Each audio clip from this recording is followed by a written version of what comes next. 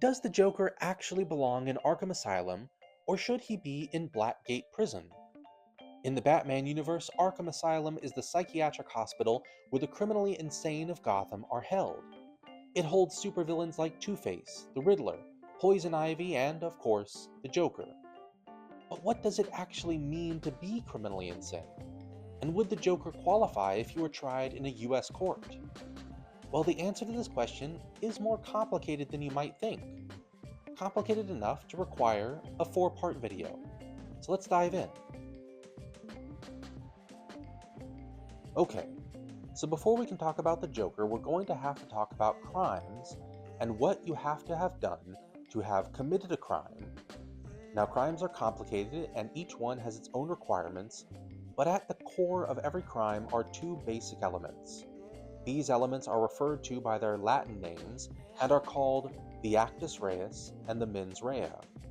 Let's start with the actus reus because it's the one you're probably most familiar with already. Actus reus is a Latin phrase that translates to the guilty act, and it refers to the behavior that has been deemed criminal. For example, the act of taking someone's laptop is the actus reus of one kind of theft. The act of hitting someone in the face is the actus reus of battery. Practicing oral medicine without a license is the actus reus of unlicensed dentistry. You can't be guilty of a crime if you didn't commit the crime, and so proving that the criminal act actually happened, and you were the one that committed the criminal act, is crucial to getting a guilty verdict. So that's actus reus, the behavior that has been deemed criminal. Now let's talk about mens rea. Mens rea is another Latin phrase that translates to the guilty mind and refers to the mental state of the person who has committed the criminal act. Now, it might not seem like it, but figuring out the alleged criminal's mental state is actually incredibly important. This is because, over the last few hundred years, our society has decided that it is unfair to find someone guilty of a crime if they committed that crime by accident. To illustrate why, let's look at a hypothetical. Let's say that you're at a coffee shop. After finishing your coffee, you decide to pack up your laptop and other work things and go home.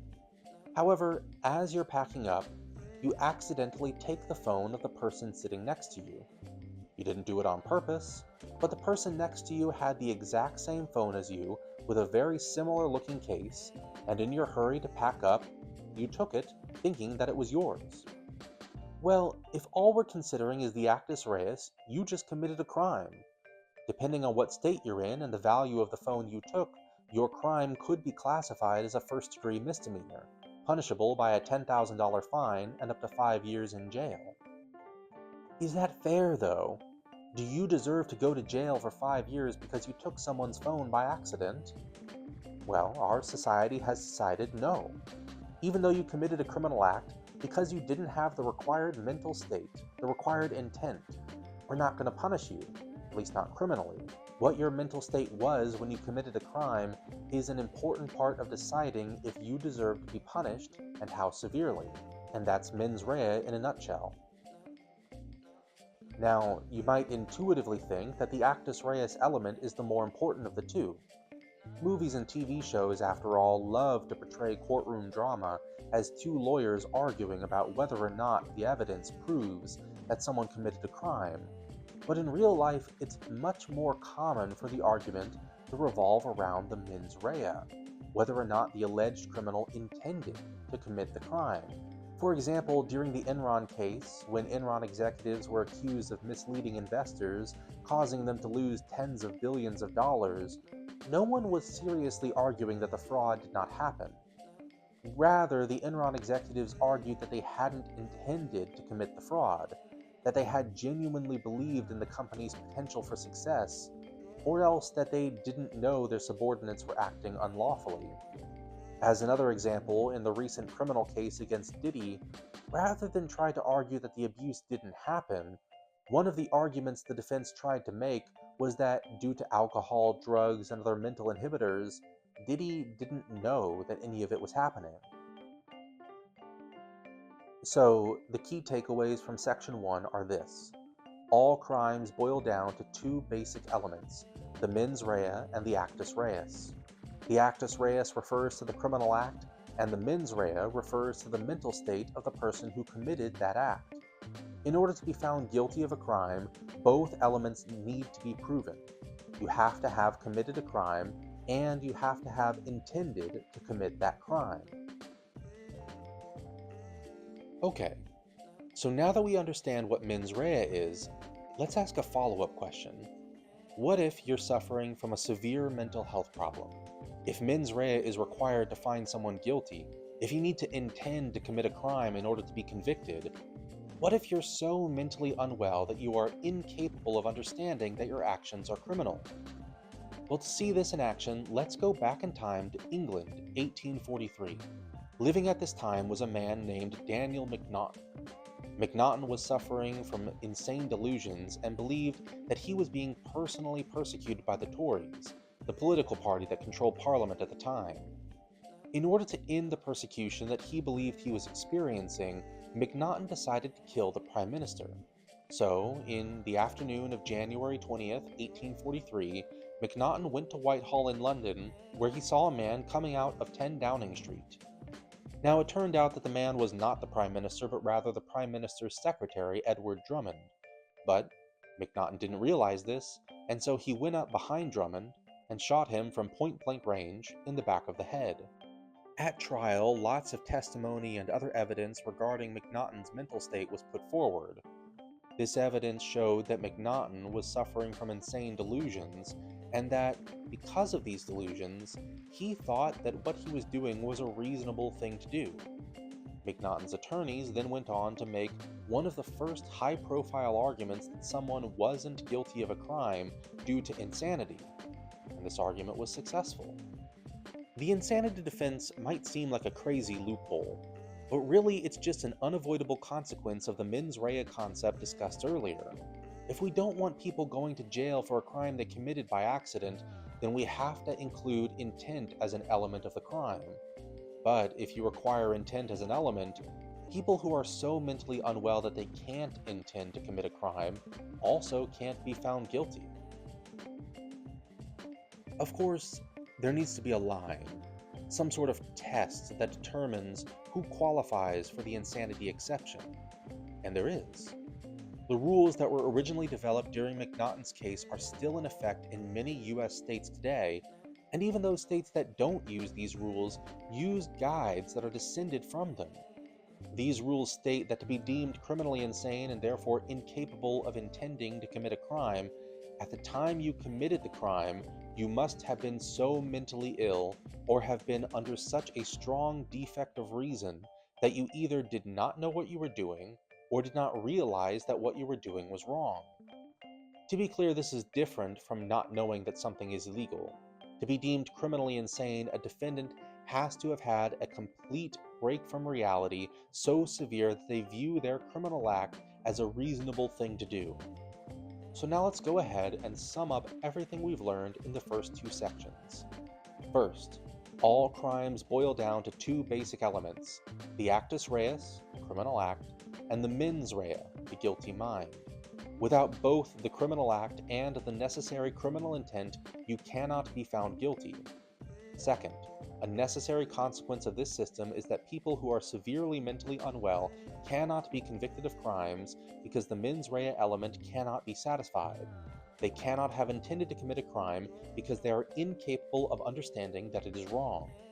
These people, instead of going to jail, are put into what are now called psychiatric hospitals, but what used to be referred to as asylums. With all that in mind, let's take a look at the Joker. The Joker, of course, is a criminal mastermind that regularly terrorizes Gotham and consistently puts Batman in positions where he might die or else lose someone he loves. The Joker has blown up hospitals, started prison riots, robbed banks, kidnapped and murdered people. These actions clearly indicate that the Joker is violent and has no regard for human life, but that alone does not make him criminally insane. As we noted earlier, to be deemed criminally insane, you need to have suffered a break from reality so severe that you are incapable of understanding that your actions are criminal. And if we start looking at other Batman villains, we'll notice that the Joker might not have met that requirement in the way some of the other tenants of Arkham Asylum have. Take Harley Quinn, for example. Harley Quinn had an extremely traumatic childhood. As a child, Harley's father was extremely neglectful of her, going so far as to trade her for a six-pack of beer. These attempts to abandon Harley intensified as she got older, but despite these attempts at abandonment, Harley always managed to return home until her father was finally able to leave her for good at a Catholic girls' school. This childhood led to severe abandonment issues, which explains Harley Quinn's intense devotion to the Joker, a man who clearly does not care for her beyond how she can be useful to him. With few exceptions, all of Harley Quinn's crimes in the movies and comic books are in pursuit of the Joker's love. Harley Quinn has experienced so much trauma in her life and is so thoroughly manipulated by the Joker that she likely sees her actions as reasonable.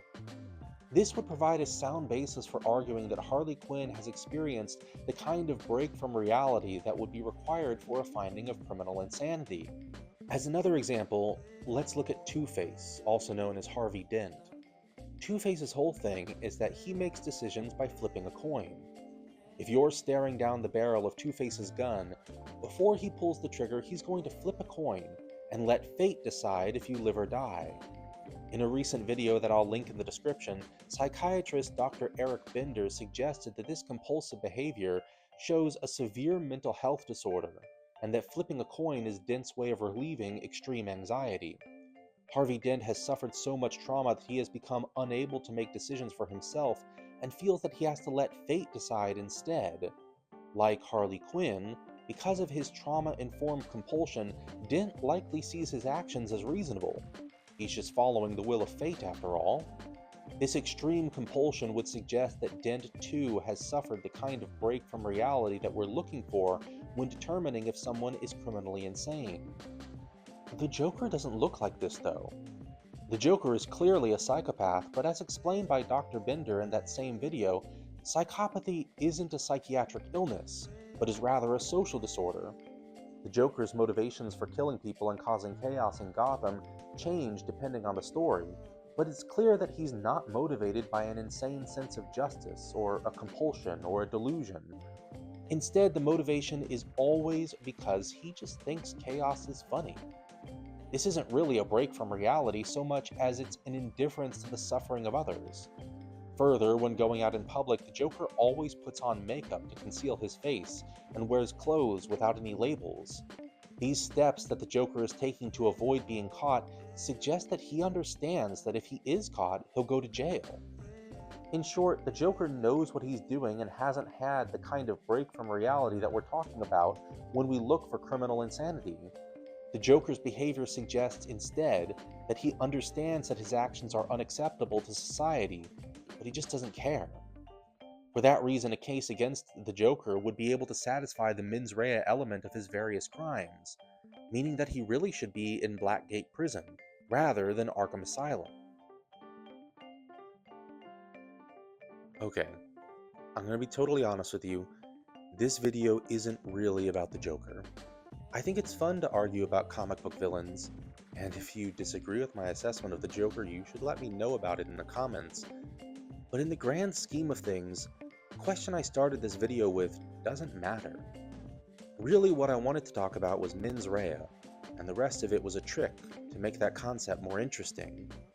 Mens rea and actus reus are incredibly important to criminal law. I don't think it's an overstatement to say that you cannot understand how criminal law works without understanding these two key concepts. Hopefully I don't have to convince you that understanding criminal law is important, as it's all around us.